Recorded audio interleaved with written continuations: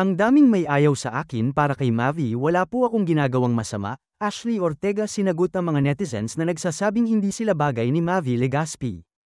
Mukhang may ilang netizens na nagkomento o nagbigay ng opinyon tungkol sa relasyon ni Mavi Legaspi at Ashley Ortega, ngunit si Ashley ay malinaw na ipinaliwanag na hindi siya makikialam sa mga opinyon ng iba.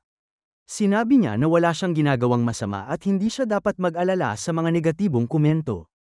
Malamang, pinili ni Ashley na maging positibo at mag-focus sa kanyang sariling buhay at sa suporta ng mga taong mahalaga sa kanya. Yun sa ilang balita, may relasyon na si Mavi Legaspi at Ashley Ortega.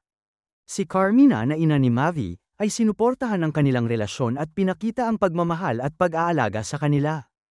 Ang pagtanggap at suporta ni Carmina ay isang magandang halimbawa na sinusuportahan niya ang desisyon ng kanyang anak na ngayon ay kapansin-pansin nga sa mga netizens na parang hindi napiki si Carmina sa magiging kasintahan ng kanyang anak.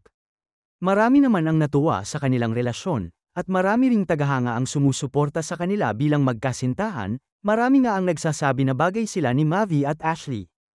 Ang kanilang chemistry, pati na rin ang kanilang shared interests at pagiging magaan sa isa't isa, ay nagpakita ng magandang koneksyon. Mukhang magkamatch sila hindi lang sa personalidad kundi pati na rin sa kanilang mga values at mga goals sa buhay. Kahit may mga nagdi-disagree, ang pinaka-importante ay kung anong nararamdaman nila para sa isa't isa at kung paano nila pinapahalagahan ang kanilang relasyon.